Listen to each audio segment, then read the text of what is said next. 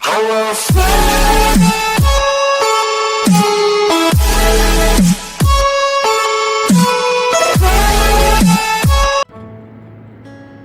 selamat pagi.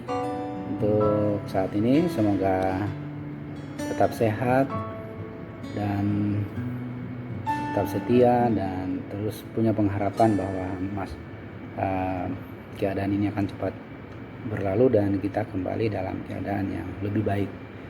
Untuk saat ini kita akan belajar tentang gaya dan hukum Newton ya. Nah, gaya itu seperti yang kalian pelajari sebelumnya dan juga akan dipelajari nanti, bahwa gaya adalah sesuatu yang menyebabkan benda itu bergerak. Jadi misalnya sebuah benda ini diam terus bergerak, maka pasti ada gaya yang menyebabkan, ada sesuatu yang menyebabkan benda itu bergerak. Atau benda itu tiba-tiba pertamanya bergerak atau dia berhenti ya, maka ada sesuatu yang menyebabkan benda itu berhenti. Sesuatu itu disebut dengan gaya. Gaya adalah tarikan atau dorongan yang menyebabkan benda berubah posisi, berpindah tempat dari satu tempat ke tempat yang lain. Itu adalah gaya. Tentunya untuk tempuhnya gaya pasti ada energi ya. Jadi dimulai dari energi, kemudian ada gaya menyebabkan benda itu berubah posisi. Oleh karena itu gaya didefinisikan sebagai tarikan atau dorongan. Oke, gaya itu diukur dengan namanya neraca pegas atau dinamometer ya. Dinamometer dengan satuan Newton. Mengapa satuannya Newton? Karena yang mempopulerkan atau mempublikasikan tentang persamaan-persamaan tentang gaya adalah Sir Isaac Newton ya. Ilmuwan yang sangat terkenal sesudah Albert Einstein. Dia terkenal dengan bapak fisika klasik, karena dialah yang memperkenalkan tentang hukum-hukum Newton tentang benda dan gravitasi. Nah, gaya itu berdasarkan cara bekerjanya ada dua jenis, yaitu gaya sentuh dan gaya tak sentuh. Jadi gaya sentuh itu kalau bersentuhan ya, misalnya gaya gesek itu harus bersentuhan, gaya otot, gaya mesin, gaya apalagi ya, gaya tarik, gaya tegangan tali, gaya normal, itu semua adalah gaya sentuh. Nah, gaya tak sentuh itu adalah gaya yang tanpa menyentuh, misalnya gaya gravitasi seperti ini ya, gaya gravitasi, gaya magnet, gaya listrik, gaya nuklir, dan beberapa lagi gaya yang akan kita pelajari nanti, termasuk gaya tidak sentuh. Nah, gaya itu didefinisikan atau digambarkan atau disimbolkan seperti anak panah lurus dengan ada tanda itu namanya tanda anak panahnya, menunjukkan arah gaya itu. Jadi gaya itu adalah besaran vektor yang punya nilai negatif, nilai positif, punya arah dan punya nilai. Jadi gaya itu bukan besaran skalar tapi besaran vektor.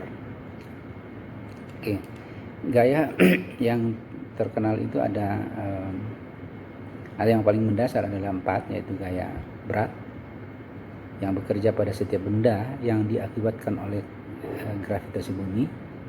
Yang kedua adalah gaya normal, gaya yang bekerja pada dua benda kalau benda itu bersentuhan.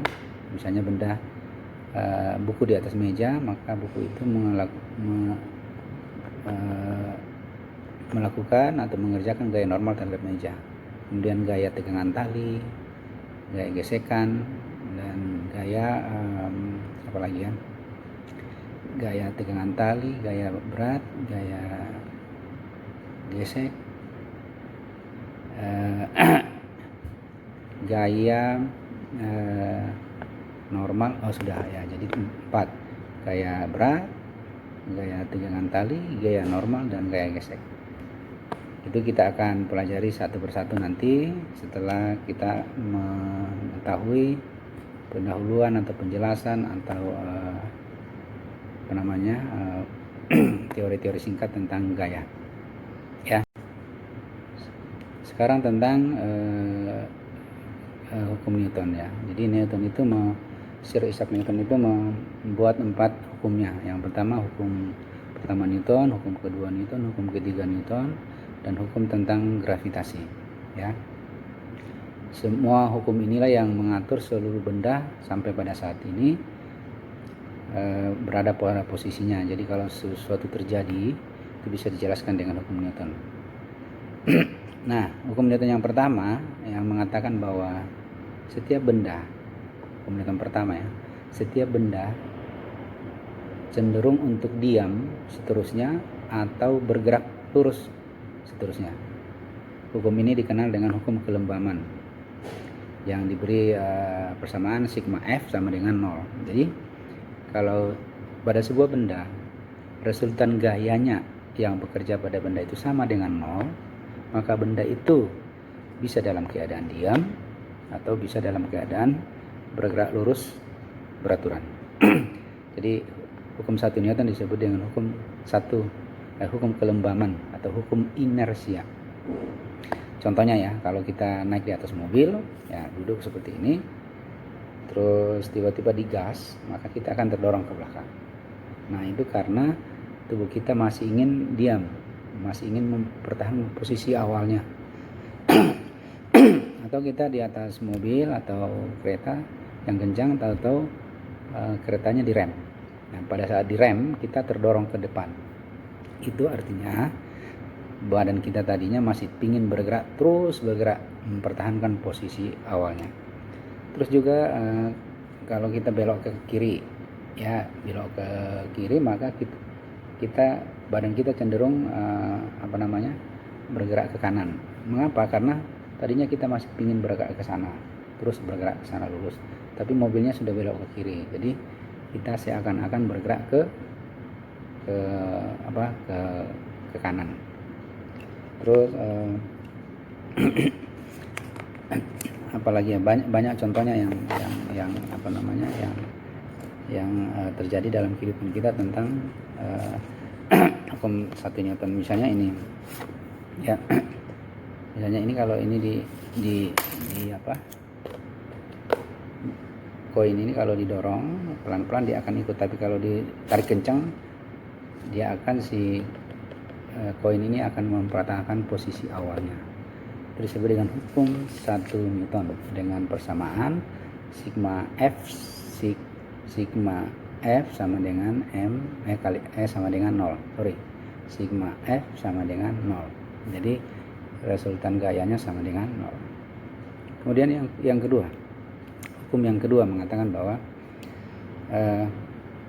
benda yang bergerak itu yang disebabkan oleh gaya mengalami percepatan. Jadi sigma F itu sama dengan M kali A. Jadi percepatan yang dialami sebuah benda sebanding dengan gaya yang diberikan atau sebanding dengan resultan gayanya.